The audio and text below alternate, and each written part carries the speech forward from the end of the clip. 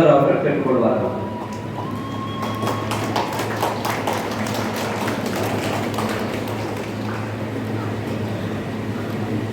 அடுத்ததாக அரசு பெண்கள்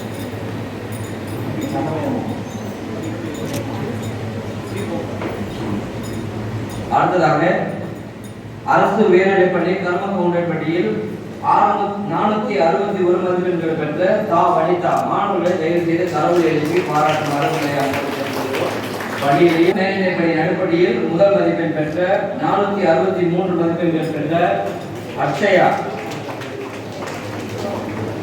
அடுத்ததாக அரசு உயர்நிலைப்பள்ளி கடையப்பள்ளியில் முதல் மதிப்பெண் பெற்ற வனிதா அக்ஷயா. அடுத்ததாக வனிதா ஸ்ரீமதி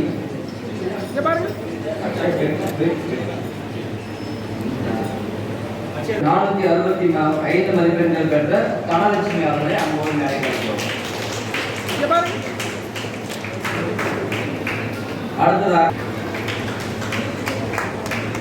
அடுத்ததாக அரசு உயர்நிலைப்பள்ளி புதுவாடியில் 470 மதிப்பெண்கள் பெற்ற அன்பழகன் அவர்களே அன்போடு நடைபெறக்கூடிய அரசு மாதிரி மேல்நிலைப் பள்ளியானது ஜே காலேஜில் நடைபெற்றுக் கொண்டு வருகிறது. அடுத்ததாக புதிய கட்டிடத்தில் NITக்கு எதிரே உள்ள வளாகத்தில் கட்டுமான பணிகள் நடைபெற்று வருகிறது. அதில் நம்முடைய பகுதியில் இருந்து அடுத்ததாக அன்பழகன் வாங்க.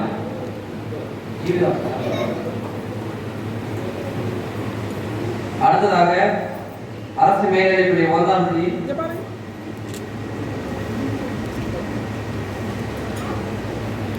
400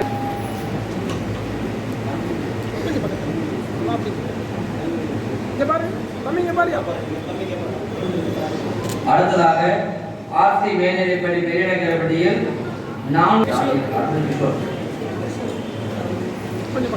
அடுத்ததாக அரசு மேல்நிலைப்பள்ளி பூலாம்பட்டி கருங்குளத்தில் 477 மதிப்பெண்கள் பெற்ற அகல்யா. அடுத்ததாக அரசு மேல்நிலைப்பள்ளி என் பூலாம்பட்டியில் முதல் 482 மதிப்பெண்கள் பெற்ற லிங்கேசன் அவர்களை அன்போடு மேடை கலைக்கிறோம்.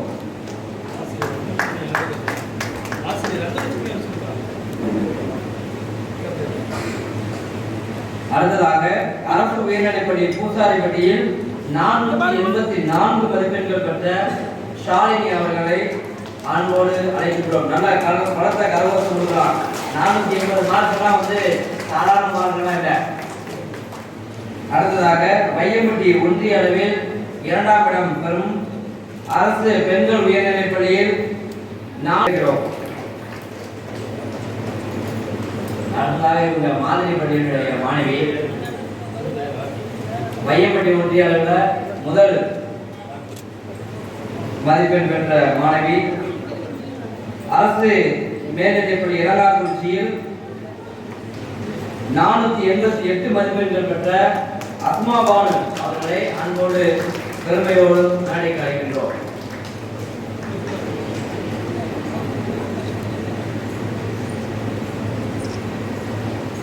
விதைகள் மாணவி ஆர்த்தி அவர்கள் தயவு செய்து மேடைக்கு முன்பாக வரவும். ஆர்த்தி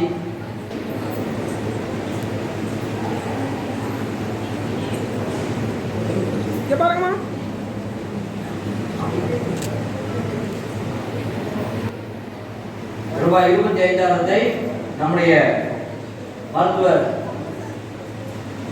தாமஸ் ஆசிரியர் அவர்கள் அன்போடு மேடைக்கு அழைக்கப்படுகிறார்கள். அவருடைய மாணவி என்பதால் ஆசிரியரையும் கௌரவப்படுத்திருக்கிறார். அவர் ஆசிரியர் விதைகளுடைய பொருள் உறுப்பினர் ஆவார். அவருக்கு நம்முடைய மருத்துவர் சங்கங்களால் கல்வி உதவி வழங்கப்படுகிறது. விருந்தினர்கள் தயவு செய்து கொஞ்சம் பக்கம் கொஞ்சம் மாடி வந்து கொஞ்சம் மாடி வந்து இங்கே பாருங்க எல்லாரும் இங்கே பாருங்க.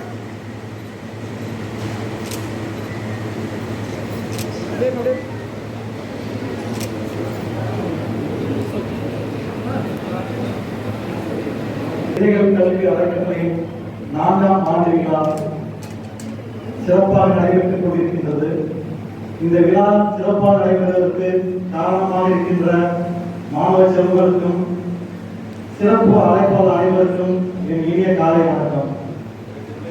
கேசாசர் வந்து என்ன சொன்னாரு, நீங்க அறிமுகப்படுத்தணும். இல்லை கேச நான் நல்ல அதாவது அறிமுகப்படுத்த சொல்லுவாங்க. இல்லை நீங்க செல்வநாட்டை அறிமுகப்படுத்தணும். நான் மறுபடியே சொல்றேன். ஏன்னா செல்வநாட்டுக்கும் எங்க ஃபேமிலிக்கும் பெரிய குடும்பத்தில் ஒருத்தர் மாதிரி அவர் வந்து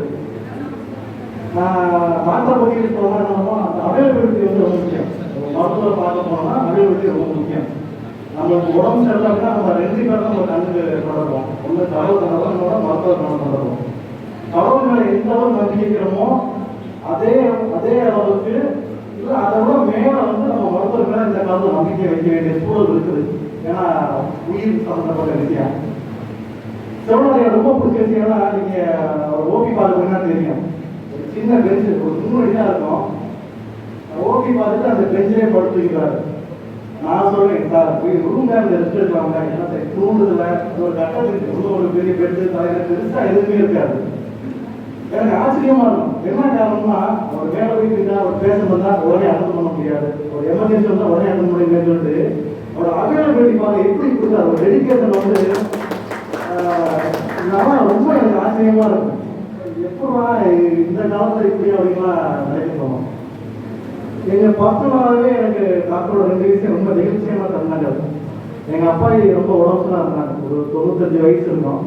அப்போ சார் தான் கூட்டு போனோம். சார் சொன்னாரு அப்பாயி ரொம்ப ஏஜ் ஆகிட்டாங்க. இப்போ நம்ம ட்ரீட்மெண்ட் கொடுத்தாலும் மெடிசன்ஸ் பெருசாக இம்ப்ரூவ்மெண்ட் வராது. நம்ம வீட்டில் வச்சு வைத்தியம் பார்ப்போம். வீட்டில் வச்சு இந்த ஆக்சிஜன் சப்போர்ட் எல்லாரும் கொடுப்போம்னு சொல்லி அவரே சாரே வந்து எல்லாம் செட் பண்ணிட்டாரு. இந்த ஆக்சிஜன் சப்போர்ட் எல்லாம் செட் பண்ணி கொடுத்தாரு. கொடுத்தது மட்டும் இல்லாமல் நைட்டு 2 மணிக்கு மனப்பாட சர்ஜரி முடிஞ்சு வந்து பார்க்க வருவார். யோசிச்சு பாருங்க, 2 மணி 3 மணிக்கு நம்ம முடிச்சிருப்போமா? இல்லை அவருக்கு 2 மணி 3 மணிங்கிறது சர்ஜரி முடிச்சு அவர் தூக்கம் அவ்வளோ வரும். அந்த தூக்கத்தையும் பொருட்படுத்தாம அந்த பேர் வந்து பார்க்கணும்னு நினைக்கிறதுலாம் வந்து ரொம்ப பெரிய விஷயம். எனக்கு ரொம்ப ஆச்சரியமா இருந்துச்சு. அதெல்லாம் வந்து இன்னொன்று மட்டும் இல்லாமல் நம்ம குடும்பத்தில் எல்லாம் இறந்து போயிட்டா நம்ம அழுவோம், நம்ம பிள்ளைங்க அழுவாங்க, நம்ம சொந்தக்காரங்க அழுவாங்க. இதான் நம்ம வந்து பார்த்த விஷயங்கள்.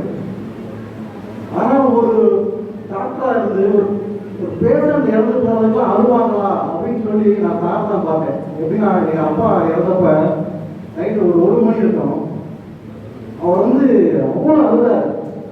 எனக்கு ரொம்ப அழுத பார்த்து எனக்கு வீட்டில் எல்லாமே இதாகிட்டாங்க. ஒரு மாதிரி என்னடா ஒரு பேஷண்ட் இறந்ததுக்கு ஒரு டாக்டர் இப்படி அழுவாரா?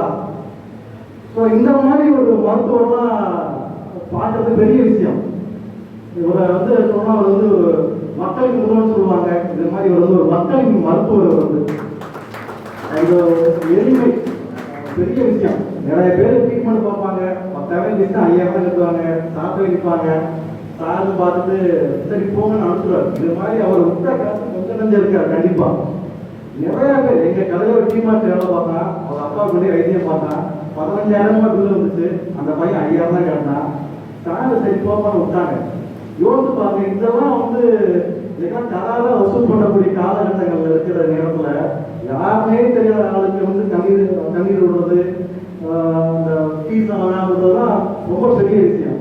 அது மட்டும் இல்லாமல் இந்த விதையல் கல்வி வளர்க்கலைக்காக தன்னுடைய மருத்துவமனையில் பதிவு புரிகின்ற 25 செவிலியருக்கு வருஷம் 25,000 அவரோட சொந்த காசு வந்து பண்றாரு. அதே மாதிரி நமக்கு தெரியும் ஐயம்பட்டிலிருந்து மக்கால் வரைக்கும் உள்ள அந்த மரங்களுக்கு தண்ணி விடுறது, இந்த மாதிரி இதெல்லாம் இப்பேற்பட்ட ஒரு நல்ல மனிதரை ஒரு கடவுளுக்கு நிகராக இறக்கும் குணம் கொண்டவரை இந்த விதையல் கல்வி அறக்கட்டளை பெற்றிருக்கிறதுக்கும் அவருக்கு நிகழ்ச்சிக்கு வரைந்திருந்ததுக்கும் மனமான நன்றி கூறிக்கொண்டு விடைபெறுகின்றேன். நன்றி, வணக்கம். அனைவருக்கும் வணக்கம். நான் சற்று காலமாக சொல்வதற்கு தயவுக்கு பொறுத்துள்ள வேண்டுமாய் கேட்டுக்கொள்கிறேன்.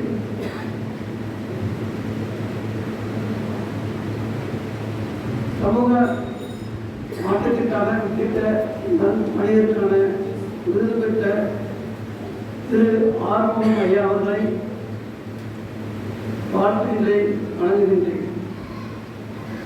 அவர் செய்த காரியங்கள் பல அவற்றை எல்லாம் முன்பு விளக்கியிருப்பார்கள், கூறியிருப்பார்கள். அவர்கள் மென்மேலும் மக்களுக்கு கொண்டாட வேண்டுமாய் கேட்டுக்கொள்கின்றேன்.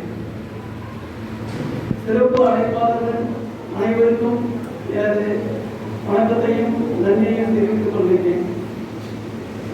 விதைகள் கல்வி அறக்கட்டளை நல்ல விதைகளை உருவாக்க வேண்டுமாய் கேட்டுக்கொள்கிறேன். அந்த விதைகள் பழுதாமல் இருப்பதற்கு காரணம் இங்கு உருவாக்கப்பட்ட விதைகள் கல்வி அறக்கட்டளையாய் இருக்க வேண்டும் என விரும்புகிறேன். அதாவது சின்ன கதை சொன்னாக்கா, கடவுள் விவசாயி சில நேரத்தில் மழை பெய்யும், சில நேரத்தில் காத்தடிக்கும், சில நேரத்தில் வெயில் அதிகமாக இருக்கும். இந்த மாதிரி நேரத்தில் விவசாயம் செறிவோட இருக்காது. சில நேரத்தில் விவசாயம் நல்லபடியாக இருக்கும். ஆகினால என்ன செஞ்சாங்க, விவசாயி கடவுள்கிட்ட நீ எதுக்கு எல்லா பவரையும் நீயே வச்சுக்கிற, காட்டோட பழத்தையும் என்கிட்ட கொடு, கண்ட்ரோல் பண்ணுற பவரையும் என்கிட்ட கொடு, மழை பெய்ததா இல்லையா என்ற கண்ட்ரோலையும் என்கிட்ட கொடு, வெளிச்சத்தையான சூரிய வெளிச்ச பவர் கண்ட்ரோல் பண்ணுறது என்ற பவரை கூட கேட்டான். கடவுள் சொன்னாலும் அது நல்லா இருக்காதுப்பா அப்படின்னாலாம். அதெல்லாம் நீ வேணாம், எனக்கு இந்த ஒரு உதவியை நீ செய், இந்த ஒரு இதை கொடு, மரத்தை கொடுன்னு கேட்டாலும். உடனே விவசாயிக்கு என்ன சொல்றாலும், நீ எல்லாத்தையும் எடுத்துக்கொண்டாராம். அதனால வேண்ட நேரத்தில் மழையும், வேண்ட நேரத்தில் காற்றையும், வேண்ட நேரத்தில் வெளிச்சத்தையும் கொண்டு பயிர்களை நல்லா வர வச்சான். பயிர் வளர்ந்த பிறகு அறுவடை செய்ய காலம் வந்துருச்சு. அறுவடை செய்யும் போதுதான் எல்லாமே பகலா போயிடுச்சான். எல்லாமே சரியா வளர, அதாவது மேம்போக்கா பார்க்கும்போது நல்லபடியா வளர்ந்திருந்தாலும் அவை அனைத்தையும் பகலா இருந்துச்சான்.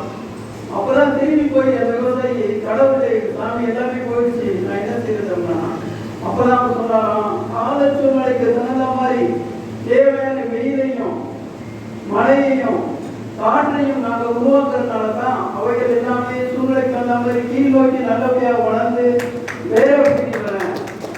ஆனா அந்த மாதிரி சூழ்நிலையை உருவாக்கக்கூடிய விதைகள் கல்விகளை கொண்டே மக்கள் அனைவரும் உண்மையாக பயன்படுத்த வேண்டுமாய் கேட்டுக்கொண்டேன்.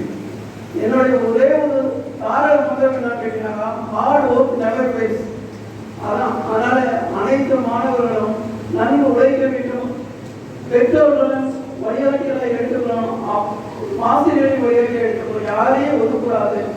நல்லபடியா இந்த யார் இருக்குனாலும் கேட்டு அதுல எது நல்லது கெட்டது அறிந்து நமக்கு ஒரு சில நல்ல வழிகாட்டியை எடுத்துக்கிட்டு வளர வேண்டுமாய் கேட்டு கொண்டு முடிக்கிறேன். வணக்கம்.